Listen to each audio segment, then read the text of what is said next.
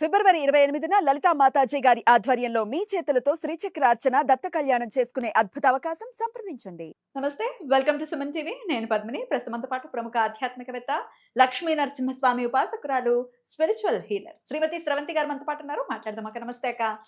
నమస్తే పద్మిని. అక్క, చంద్రశేఖరేంద్ర మహాసరస్వతి స్వామి వారి గురించి ఏదైనా లీల చెప్తారా ఈ వీడియోలో? తప్పకుండా చెప్తానమ్మా. కంచి పరమాచార్య గారు, మహాస్వామి గారు పెరియావాన్ అని సంబోధిస్తుకుంటూ ఉంటాం. అంటే స్వామివారు ఎలా కావాలి అంటే మనకి ఎలా పూజించాలి అనేది కూడా దిశానిర్దేశం తప్పకుండా చేసేవారు అని చెప్పి ఈ లీలని చూస్తే మనకు అర్థమవుతుంది.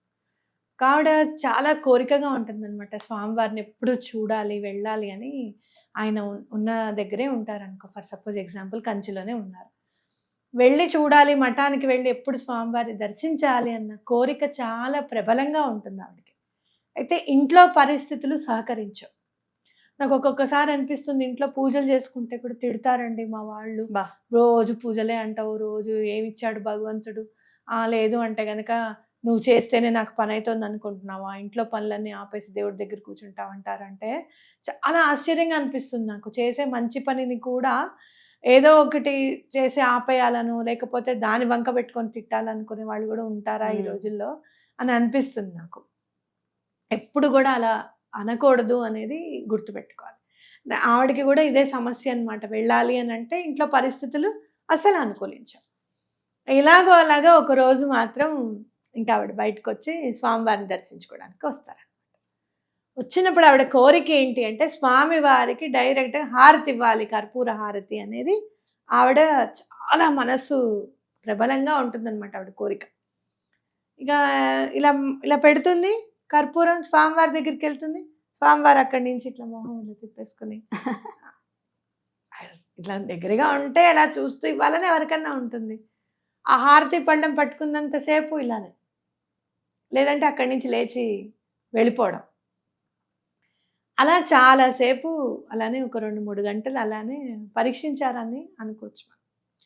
ఆవిడ ఇంకా ఈ కోరిక తీరేటట్లేదులే అని చెప్పి కర్పూరం వెలిగించి అక్కడే ఉన్న కామాక్షి అమ్మవారికి ఆవిడ ఇచ్చేస్తారు. ఇంకెళ్ళిపోయే టైం అవుతుంది కదా. ఇచ్చేసిన తర్వాత కామ్గా ఇక ఒక దగ్గరికి వెళ్ళి ఇంకా అన్ని సర్దుకుంటూ ఉంటారనమాట, వెళ్ళిపోదాం ఇంటికి. ఒకళ్ళు మహాస్వామి వారు అప్పుడే పాపం చూడు హారతి అన్నీ రెడీ చేసుకుని ఇంకేను ఇక్కడి నుంచి కదలరు అన్నప్పుడు కూర్చుంటుంది ఆవిడ హారతి ఇచ్చేయడానికి. తక్కువ లేచి లోపలికి వెళ్ళిపోతారు. ఆ ప్లేస్ నుంచి వెళ్ళి రూమ్లోకి వెళ్ళిపోతారు. మనం చూసావా. ఇంకేం చేస్తుంది పాపం ఆవిడ, ఇంకా హారతి పెట్టేసాను, ఇంతసేపు చేశాను, ఇంకా కామాక్షి అమ్మవారికి ఇచ్చేసుకుంటున్నాను, ఇచ్చేసుకుంటాను. లోపల నుంచి పరిగెత్తుకుంటూ వచ్చి మిమ్మల్ని మహాస్వామి వారు రమ్మంటున్నారు అని చెప్పి ఆవిడకి చెప్తారు. ఆవిడ చాలా సంతోషపడిపోతారు. సంతోషపడి వాళ్ళతో పాటే వెళ్తారు అన్నమాట. వెళ్తే ఇప్పుడు ఇవ్వు హారతి అంటారు. మళ్ళీ కర్పూరం తీసుకుని మళ్ళీ హారతి ఇస్తే ఆ ప్లేస్లో కామాక్షి అమ్మవారు కనపడతారు ఆవిడకి. స్టన్ అయిపోతుంది అనమాట. ఇట్లా చూస్తుంది, మళ్ళీ స్వామిని చూస్తుంది, ఇట్లా హారతి ఇస్తూ ఇలా అంటే ఆ వెలుగులో కామాక్షి అమ్మ కనపడుతుంది. ఇలా తీయంగానే స్వామివారు కనిపిస్తారు. ఇలా మళ్ళీ పెట్టంగానే అమ్మవారు కనపడుతుంది, అది తీయంగానే స్వామివారు కనపడతారు. అభేదం అనమాట. అపర కామాక్షి అని అంటే అసలు కామాక్షి అమ్మవారికిను స్వామికి ఎటువంటి అభేదం. నాకు చాలామంది పూజ రూమ్లో పోయిన వాళ్ళని ఫోటోలు పెట్టకూడదు అంటే నాకు భలే కోపం వస్తుంది మహాస్వామి వారి విషయంలో. ఆయన గురించి పోయే వాళ్ళు పెట్టకూడదు, పోయిన వాళ్ళు ఆయన సశరీరంగా లేరు ఇప్పుడు అని అంటే నాకు భలే కోపం వస్తుంది. నీకేం తెలుసు వాళ్ళ గురించి అని అలా అంటారు. నేను ఇంక కమెంట్ కూడా చేయను, ఇంకా ఆయన గురించి చెప్పడం కూడా వేస్ట్ వీళ్ళకి అనుకుంటాను నేను. అట్లా అన్నప్పుడు ఆవిడ అసలు ఇంకా పాదాల మీద పడిపోతుంది అనమాట. ఇంకా స్వామి నన్ను నాకు కామాక్షి అమ్మవారి దర్శనం ఇచ్చారు మీరు, నాకు చాలా సంతోషంగా ఉంది అని అంటే ఇంకేం బాధపడకు అని చెప్పి పంపిస్తారు. ఈ లీల గురించి మనం తెలుసుకోవాల్సింది ప్రధానంగా 2 విషయాలు. ఒకటి ఏంటంటే కామాక్షి అమ్మవారిని దర్శిస్తే మహాస్వామి వారిని దర్శించినట్టే అనేది గుర్తుపెట్టుకోవాలి. నేను కూడా చాలా సందర్భాల్లో స్వామివారు సశరీరంగా ఉన్నప్పుడు నేను చూడలేకపోయాను. 14 ఏళ్ళు ఉంటాయి కదా, ఒక్కసారన్నా ఎవరికన్నా ఐడియా రాలేదా అని అనుకున్నప్పుడు మనం వెళ్ళి మేము కంచిలో 40 ఏళ్ల నుంచి ఉంటున్నామండి, ఇవాళే వచ్చామని చూసావు ఆవిడ, అమ్మో ఫార్ బెటర్. పర్వాలేదు మనం అక్కడ లేకపోయినా కల్లో కనిపించి నేను ఇక్కడ ఉన్నానే, నువ్వు రావే, ఈ ఫేస్బుక్ లో అలిగిలా చూపించి నాకు గుర్తు చూపించారు, అంతవరకు సంతోషం అనిపించింది నాకు. అట్లా అదొకటి. రెండోది ఏంటి అని అంటే, మన పాపకర్మలు ఏవైతే ఉన్నాయో అవి అడ్డుపడుతూ ఉంటాయి.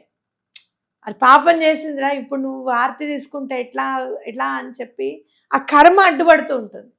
దాన్ని మనసులో క్లేశం, అంటే స్వామివారు నన్ను ఎందుకో దూరం పెడుతున్నారు, స్వామివారు నాది ఎందుకో స్వీకరించట్లేదు, ఆయన ఎందుకో అసలు ఇటువైపు చూడట్లేదు అని అంటే ఏంటంటే, మన కర్మని పరిపక్వం చేయడానికి భగవంతుడు మనని బాధ పెడతాడు అనేది గుర్తుపెట్టుకోవాలి. ఆయనకు మనం అంటే ఇష్టం లేక కాదు. సమస్త జీవరాశుల మీద ఒకటే రకంగా ప్రసరిస్తోంది సూర్యరశ్మి, ఒకటే రకంగా నీళ్లు వాడుకోమని చెప్తోంది, అన్ని దేనికి అడ్డుపడట్లేదు కదా. నువ్వు ఏనుగువే, నీకెందుకే నీళ్లు వేస్ట్ చేస్తావని ఆయన దాన్ని ఏం పంపించట్లా, అవునా కదా. నువ్వు చీమవి, నన్ను నీళ్ళల్లో పడిపోతూ ఉంటే కనుక కరెక్ట్ గా ఆకు అప్పుడే పడుతుంది, ఆకు పైన చీమ తేలిపోతూ రక్షించుకునే సందర్భాలు ఎన్నో చూసాం మనం, అవునా కాదా. అంటే ఎప్పుడు కూడా ఒకటే రకంగా ఆయన కరుణ అనేది ప్రసరింపజేస్తాడు. ఆ చేసుకున్న కర్మ, మనం చేసుకున్న కర్మ మాత్రమే అడ్డుగోడగా నిలబడుతుంది. దాన్ని కూడా తొలగింపజేయగల కరుణ ఆయన దగ్గర ఉంటుంది కాబట్టి ఆయన తీస్తాడు. గురువు అనేవాడు ఎటువంటి పరిస్థితుల్లోనూ కర్మని తొందరగా పరిపక్వం చేస్తారు అనేది మనం గుర్తుపెట్టుకొని గురువుకి గనక మనం దండం పెట్టుకుంటే తప్పకుండా మనము ఆ భగవంతుడిని చేరుకోగలుగుతాం, ఆయన కరుణని మనం పొందగలుగుతాం, అనుగ్రహం పొందగలుగుతాం అనేది కూడా మనం గుర్తుపెట్టుకోవాలన్నమాట. ఖచ్చితంగా. అలాగే ప్రబలంగా ఉండాలి ఏ కోరికైనా కూడా. లేదు నేను ఇప్పుడు ఇది చేయాల్సిందే స్వామికి, నేను చేస్తాను అలా అని 108 ప్రదక్షిణాలు చేయాలంటే మీ కాళ్ళు సహకరించే విధంగా ఉన్నాయా లేవా అనేది మనం చూసుకోవాలి. మనం చేసే ఏ పని కూడా భగవంతుడి మీద మళ్ళీ నిందగా మారకూడదు. నేను చెప్పాను నీకు ఆ రోజు నీ కాళ్ళు నొప్పులు, నువ్వు ప్రదక్షిణ చేయలేవని చెప్పాను అని భర్త అంటూ కనుక భార్య ఆ అవకాశాన్ని మనం ఇవ్వకూడదు అనమాట. అంటే నువ్వు చేయగలుగుతాను అని నమ్మకం ఉండి నీ శరీరం సహకరిస్తే తప్పించి చేయకూడదు. అది భగవంతుడి మీద నిందగా మారకుండా ఉండడం అనేది ఇంపార్టెంట్గా మనం చూసుకోవాలి. చాలా సందర్భాల్లో నేను చూసినది ఏంటి అంటే, మానసికంగా మనం ఏదైతే అనుకుంటామో భగవంతుడు అది చేసి చూపిస్తాడు అని నాకు నిన్నగాక మొన్న 3 రోజుల క్రితం కూడా నాకు అది కనబడింది. పద్మిని, ఇదిలా చేయకూడదు, నేను ఎక్కడికి వెళ్ళినా నేను కొత్త చీర కట్టుకుని వెళ్తాను దర్శనానికి, ఎక్కడికన్నా వెళ్తే జనరల్గా అని చెప్పి కొత్త చీర పెట్టుకుని పక్కనున్న వాళ్ళకి చెప్పా, నేను ఎప్పుడు వెళ్ళినా కొత్త చీరే కట్టుకుంటా, నేను ఖచ్చితంగా పట్టు చీరే కట్టుకుంటా అని చెప్పా. కానీ ఆ రోజు కొత్త చీర కట్టుకున్న రోజు నాకు దర్శనం కాదు. ఓకే, నెక్స్ట్ డే అయింది.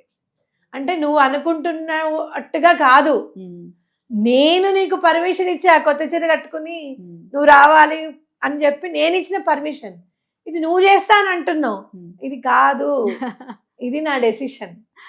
నువ్వు ఆ రోజు కొత్త చీర కట్టుకొని నువ్వు నన్ను దర్శనం చేసుకున్నావు అంటే అది నా అనుగ్రహము అని చెప్పకనే చెప్తాడు భగవంతుడు అనేది మనం గుర్తుపెట్టుకోవాలి.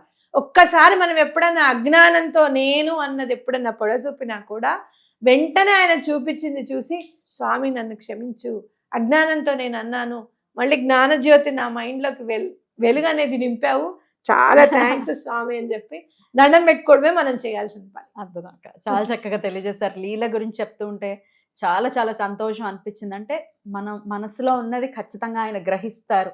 ఆయన భౌతికంగా ఉండనియండి, ఉండనివ్వకపోయింది, అపర కామాక్షి కాబట్టి ఆయన కామాక్షి అమ్మవారికి దండం పెట్టుకుంటే మహాస్వామి వారికి పెట్టినట్టే.